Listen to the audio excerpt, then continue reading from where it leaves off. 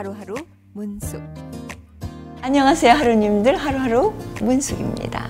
Q&A 시간입니다. 여러분하고 소통할 수 있는 창구는 여기밖에 없기 때문에 여러분들이 그동안 물어왔던 그런 그 질문들을 모아서 여러분들과 소통할 수 있는지 여러분들과 함께 노력을 해보겠습니다. 자, 그럼 질문 바로 들어가겠습니다. 선생님, 식후 디저트 안 드시나요? 건강한 디저트 레시피 추천해 주세요. 네. 디저트에 관한 거를 제가 많이 안 했죠. 하긴 했습니다. 디저트를 일부러 많이 하지를 않고 있었습니다. 해드려야죠.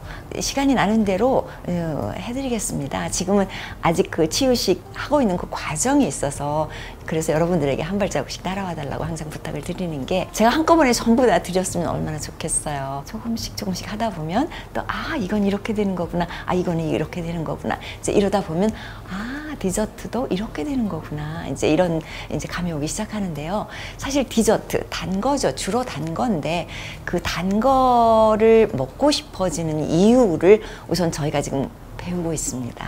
그래서 지금 매크로바이오틱 하고 있는 과정이죠.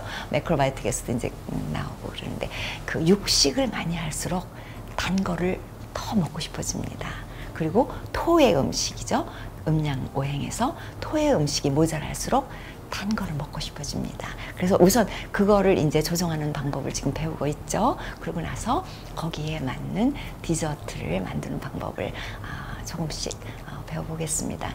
다음 질문드리겠습니다. 콩, 아몬드 등등 껍질을 까서 먹는 게 좋나요? 그리고 호두와 같은 견과류 물에 불려서 먹는 게 좋을까요? 그런 질문이 많았어요. 콩, 견과류, 또 그 호두 같은 것들, 이게 다 나는 곳이 다르죠. 나무에서 나는 게 있고, 저 땅에서 나는 것들이 있고, 또 콩은 또 줄기에서 나는 게 있고, 이제 이런데 모두가 씨라는 거는 맞습니다. 그래서 씨는 무조건 불려야 됩니다. 그래야 그 우리 소화 장애를 일으키는 그 물질이 제거가 됩니다. 특히 견과류에는 독성이 있을 수 있다라는 말씀을 드렸습니다. 그 아몬드 같은 것들도 바로 따서 나오는 거는 독성이 높아서 사실 그대로 섭취하기가 어렵습니다. 그래서 여러분들이 상품으로 사시는 거는 이미 뜨거운 물 샤워를 한번 통과를 한 제품들입니다. 그래서 일단은 그렇게 위험하지는 않지만 그래도 물에다 불리는 게 중요하고요. 그리고 특히 껍질은 제거를 하는 게 좋습니다. 조금이라도 뜨거운 물을 부어서 독성을 제거하면서 껍질을 까서 쓰시는 것이 안전합니다. 다음 질문 드리겠습니다. 네. 여러 운동 중 요가를 하신 이유가 있을까요? 선생님께서 요가를 선택하신 이유가 있을까요? 저는 요가만 하는 건 아닙니다. 우선 저는 전부 걸어 다닙니다. 그 다음에 스키도 잘 탑니다. 그리고 수영도 좋아합니다. 그리고 이제 제가 좋아하는 그런 운동들이 있는데, 그 요가는 운동이기도 하지만 제가 하는 요가는 꼭 운동이라고 할 수는 없습니다. 그 요가라는 말은 그 요기, 말하자면 수행자의 길을 조용히 걸어간다라는 뜻의 요가라고 할 수 있습니다. 당연히 하타 요가가 거기 기본이 되는 건 맞습니다. 그러나 그 요가만 운동으로 하는 건 아닙니다. 선생님, 머리 어떻게 묶으시는지 나중에 영상 부탁드려도 될까요? 너무 예쁘셔서 따라 묶고 싶어요. 저는 이 머리를 하는 이유가 있어요. 왜냐하면 저희 어머니 세대에서부터 머리를 자르시더라고요. 그래서 펌을 하시더라고요. 그게 서양 사람들을 맨 처음에 따라 하시다가 이제 나중에 그 귀찮으니까 빠글빠글하게 이렇게 하시고 이제 그렇게 되신 것 같은데, 저는 저희 할머니를 보고 자랐어요. 저희 할머니는 이런 머리를 하고 다니셨어요. 뒤에다 조그만 쪼글 이렇게 하시고 은비녀를 이렇게 조그맣게 하고 하얀 모시저고를 입으시고 우리 집에 오시고 이제 그런 기억이 제가 있습니다. 저는 그때처럼 한국 여인이 아름답다고 생각한 적이 없었어요. 한국 사람한테는 이 머리가 그렇게 이뻐요. 그래서 저는 그 기억으로 저는 할머니 쪽으로 해야지. 그래서 저는 사회가 서양화되기 이전에 그때 저희 할머니들이 하셨던 머리를 저는 하고 있습니다. 그뿐입니다. 건강식 관련 서적을 새롭게 출판할 계획이 있으신가요? 저는 하고 싶은 얘기가 많은 사람인가 봅니다. 특히 기록을 남겨야 되지 않나.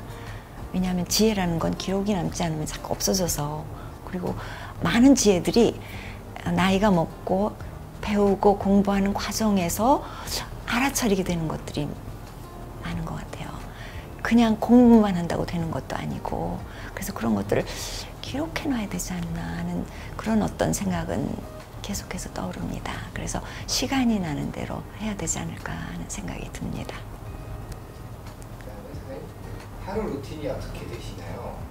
그리고 또 하루에 취해야 하는 충분한 숙면 시간 및 휴식 시간이 궁금합니다. 잠을 쪼개서 낮잠도 자는 게 좋을까요? 몰아서 자는 게 좋을까요? 네. 저의 하루의 루틴, 저는 사실 굉장히 에너지아릭하다 그러죠. 열정적인 사람이 생각보다 아닙니다. 생각보다 조금 느리고요. 생각보다 조금 게으르다고 해야 될까요? 그래서 주로 아침결에는 전화를 받지 않습니다. 그리고 일이 없는 날은 될 수 있으면 사람을 만나지 않습니다. 그리고 새벽에는 혼자만 있습니다. 그래서 굉장히 서서히 움직이는 편이고요. 일찍 일어나고요. 일찍 자려고 노력하죠. 많은 분들이 잠을 못 자시는 걸로 알고 있는데 저는 잠을 잘 자는 편입니다. 제가 만난 사람들 중에서 잠을 못 주무시는 분들이 너무 많아서 저도 사실은 깜짝 놀랐습니다. 그게 주기가 맞지 않아서 제가 지금 가야 컨셉 그리고 매크로바이오틱 컨셉 이런 것들을 지금 소개를 하고 이제 들어갔죠. 거기에 깊게 그 가야 컨셉이나 우리가 어떻게 그 지구의 주기와 달의 주기와 그 해의 주기에 맞추어서 우리 몸이 움직이고 있는지 그 주기에 맞춰주지 않으면 우리 몸에서 나와야 되는 호르몬들이 제대로 유통이 되질 않습니다. 그래서 우리 몸이 굉장히 힘들어합니다. 그래서 우리 몸을 그 가야 컨셉에 맞춰서 이제 하게 되면은 자연스럽게 잠을 편안하게 잘 수 있는데 낮잠에 대해서는 제 개인적으로 밤에 꼭 잠을 설치더라고요. 그래서 조금 피곤하더라도 낮잠을 자지 않는 편입니다. 언제 낮잠을 자고 싶으냐면 밥을 먹고 나서 식곤증이 있을 때입니다. 그래서 그 밥을 어떻게 먹느냐, 특히 동물성 단백질과 탄수화물을 같이 먹었을 때는 틀림없이 몸이 피곤하고 갑자기 떨어지는 그런 현상이 오후에 벌어지는데요. 그래서 식사를 간단하게 하고 과식을 하지 않고 푸드 컴비네이션이라고 하죠. 그 같이 먹을 수 있는 음식이 따로 있고 같이 먹어서는 안 되는 음식들이 따로 있습니다. 그 컴비네이션을 자칫하면 잘못 먹게 되는데 저도 그런 실수를 많이 합니다. 그럴 때는 막 잠이 쏟아지는데 그때는 이제 막 견딜 수 없는 일이 벌어지죠. 그래서 자고 싶은데 낮잠을 들 수 있으면 자지 않으려고 노력합니다. 그리고 또 한 가지 더 중요한 거는 자는 공간이 딱 잠을 잘 수만 있게, 여기만 가면 내 몸이 자는 곳 이렇게 생각할 수 있도록 텔레비전도 없고 전화기도 없고 이런 아주 완전 잠만을 자는 공간, 이제 그런 공간을 유지하도록 노력을 하고요. 그 다음에 이제 우리 몸에서 날 수 있는 그 멜라토닌, 세로토닌 관계, 이제 이런 것들도 있기 때문에 멜라토닌이 저녁 때 자연스럽게 나오죠. 근데 그게 잘 나오지 않는다는 건데, 세로토닌이 낮에 충분히 나와줘야지 멜라토닌이 또 거기서, 그러니까 모든 호르몬의 관계인데 이 호르몬들이 혼자만 작용을 하는 법은 없습니다. 같이 물고 넘어가서 작용을 하는데, 그러기 위해서는 우리가 지구의 그 주기를 같이 맞춰줘야지 되는 그런 더 큰 문제가 있습니다. 음식을 하면서 조금씩 짚고 넘어가도록 하겠습니다. 그리고 제가 야행성 음식에 대해서는 중간중간 여러 번 설명을 드린 적이 여러 번 있습니다. 그런데도 질문하시는 분이 많아서도 한번 짚고 넘어가죠. 딱 5가지입니다. 흰 감자가 거기 들어갑니다. 그 다음에 고춧가가 모두 다 거기 들어갑니다. 그 다음에 이제 가지가 거기 들어가죠. 그 다음에 토마토입니다. 그리고 담배가 거기 속합니다. 자, 이 5가지는 몸에 들어가서 어떤 역할을 하느냐 하면, 우선 이 5가지가 다 독성을 가지고 있습니다. 아마 음식을 할 때 여러분이 보셨을 거예요. 토마토만 해도 여름에 잠깐만 생으로 쓰고 생으로 쓸 때는 작은 양을 씁니다. 꼭 쿠킹을 하죠. 그리고 감자도 꼭 눈을 떼어내라, 껍질을 벗겨라, 뭐 이렇게 주문이 많습니다. 그게 몸에 들어갔을 때 통증을 올려주는 역할을 합니다. 건강한 사람은 잘 몰라요. 그런데 이게 몸이 아픈 사람들한테는 굉장히 큰 역할을 합니다. 그래서 관절염이 있으신 분들이나 신장에 돌이 있으신 분들이나 이런 분들한테는 야행성 음식을 추천하지 않습니다. 가끔 건강한 사람인 경우에 가끔 한 번씩 먹는 건 아무런 문제가 없습니다.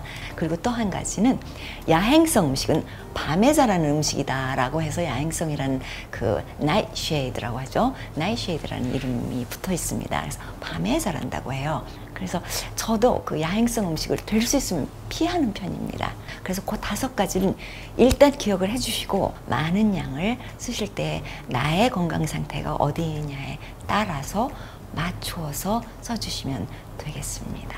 그게 야행성 음식입니다. 쌀에는 현미가 있고 흰쌀이 있습니다. 흰쌀은 가공식품에 속합니다. 그래서 될 수 있으면 자연식에서는 쓰지 않는다라고 말씀드렸습니다. 그러나 흰쌀이 치유식에서 필요하신 분들이 있습니다. 전혀 현미를 소화하시지 못하시는 아주 병약자냐 노약자가 쓰시는 법을 제외하고는 흰쌀을 쓰지 않습니다. 자, 이렇게 되면 여기에 5분도가 있고 7분도가 있고 현미가 있죠. 제가 5분도와 7분도 사이가 어떠냐라고 물어보셨는데 5분도와 7분도 사이는 쌀룬이 붙어 있느냐 안 붙어 있느냐의 차이입니다. 그리고 5분도는 반만 깎여 나가고 7분도를 보세요. 7분도는 쌀룬이 떨어져 나간 상태입니다. 5분도는 아직은 쌀룬이 대개가 붙어 있는 상태입니다.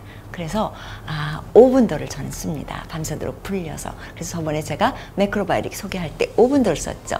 그래서 물어오셨죠. 7분도는 어떠냐. 7분도 쓰셔도 괜찮습니다.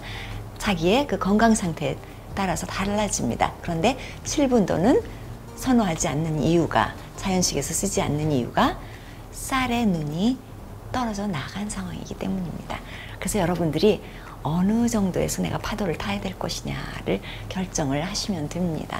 꼭 옳거나 그런 것은 따로 없습니다. 그냥 그렇게 맞춰가시면 됩니다. 저희가 이제 그동안 여러분들하고 이렇게 소통을 이렇게 가끔 하면서 프로그램이 여기까지 왔는데 저희도 이제 조금 알게 될 것 같습니다. 그동안은 좌충우돌이었습니다. 저희들도 올해부터는 조금 더 이제 제작진들과 함께 노력을 해서 여러 가지 컨텐츠를 여러분들과 함께 같이 했으면 합니다. 또 여러분들도 좋은 아이디어가 있으면 댓글로 올려주세요. 저희들도 뭐 미리 다 알면서 여러분들한테 이겁디다라고 던지는 건 절대로 아닙니다. 저희들도 하나 하고 하나 배우고 또 하나 하면서 또 한 번 나아지고 이렇게 많은 실수를 거듭하고 있습니다. 여러분들도 좋은 아이디어가 있으리라고 생각합니다.